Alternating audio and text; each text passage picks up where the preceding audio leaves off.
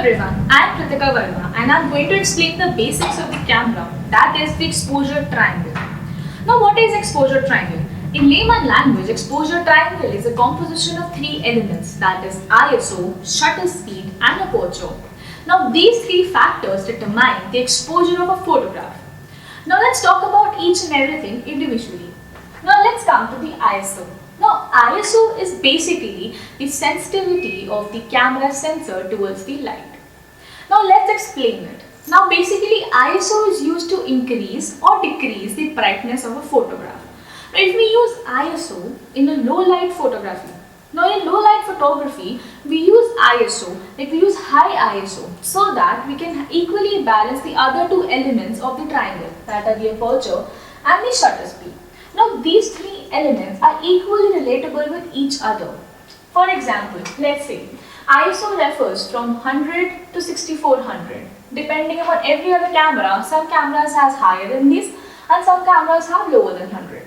So the range between 100 to 6400 is because these can be used in the highlight photography, like where the light is coming more, you can decrease the ISO to get the proper exposure.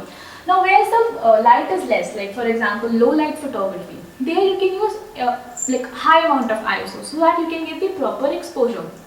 So basically, if we explain ISO in one line, that is the sensitivity of the camera sensor towards the light. Now, we can also note small grains on the photograph. Now those grains come because of the ISO. Now because if we use higher ISO in the low light photography, we can notice small dots coming on our photograph. Now these dots are called grains. Now this is what we can sum up ISO as the sensitivity of the camera sensor towards the light. Now let's move on to the second aspect. Now second aspect of photography, or we can say the exposure triangle, is shutter speed. Now what is shutter speed? Shutter speed is basically opening of the camera to let the light enter inside the sensor. Now basically shutter speed is a combined combination of two flaps. Let's say in the common man language we can say shutter speed is a combination of the two flaps that open for some time so that some light can enter into the camera. Now shutter speed is denoted by 1 upon the number. For example, we can say 1 by 50 or 1 by 60, 1 by 60 and that goes on. So shutter speed is shutter speed is the major element, because if we go for like high shutter photography where we can freeze the moment, we open shutter for very small duration, that is 1 by 1000 of the second. 1 by 1000 of a second is really short time span. Now that is used to freeze the motion. Now that is using freeze motion photography. That is when you have to take pictures of, for example, if you go for a football match or a cricket match or something like that which requires a lot of motion, you need to freeze and you need to capture that moment. We use high shutter speed. We use 1 by 1000 of a second. Now what this is, basically the number is 1 by 1000, 1 by anything of the second is denoted as shutter speed. Now if we go for low shutter speeds, like for example if we go for like long exposure shots, there's something called long exposure shots. Now long exposure shots require shutter speed of somewhere around 1 by 10 seconds or 1 by 5 seconds. Now these shutter speeds, these are really slow. They allow a lot of light to enter inside the camera. They open for a lot of duration so that enough amount of light can enter to balance other two aspects. Now for example, if we are going for a low light photography, or we can say low light photography means high ISO, for example. Then if we go for long exposure shots, that requires a long exposure, long time for the shutter speed. That requires 1 by 5th or 1 by 10th of a second. For that duration, our aperture needs to be small and ISO needs to be less, so that it can manage the other two aspects of the exposure triangle.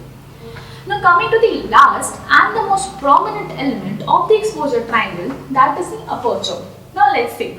Aperture is the basic opening of the camera lens. Now when we talk about the lens, that is the small opening we notice when we hold the lens of the camera.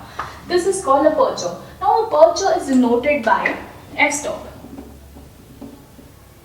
f-stop. Now these f-stops play a role, like they are in decimals and sometimes they are in a round number. For example, they start from 1.4, 1.4 to 32 and beyond that. I guess 32 is the maximum of the aperture that we can use.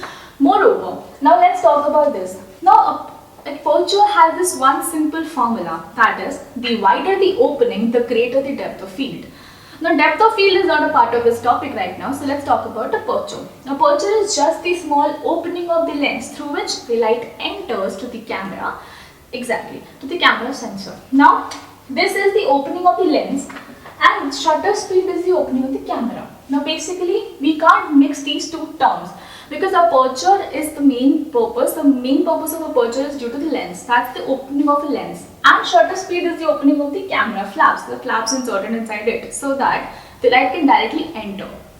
And now referring towards the aperture, the f-stops, we can denote it like. So f-stops are starting from 1.4 to 1.8 to 2, 2.5, 3, 5.6 and 8. You know, these are the basic terms, like we can see it starts with this 1.4, 1.8, 2, 3.5, then comes 4, then comes 5.6 and so on.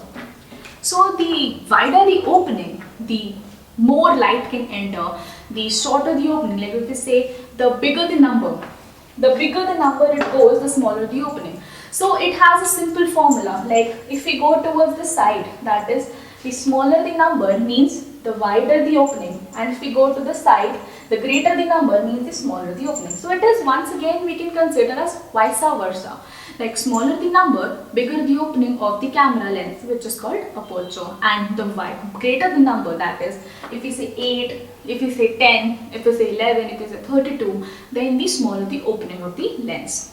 So I think these three are the basic elements which determine the exposure triangle, and I think that's all for today. Thank you.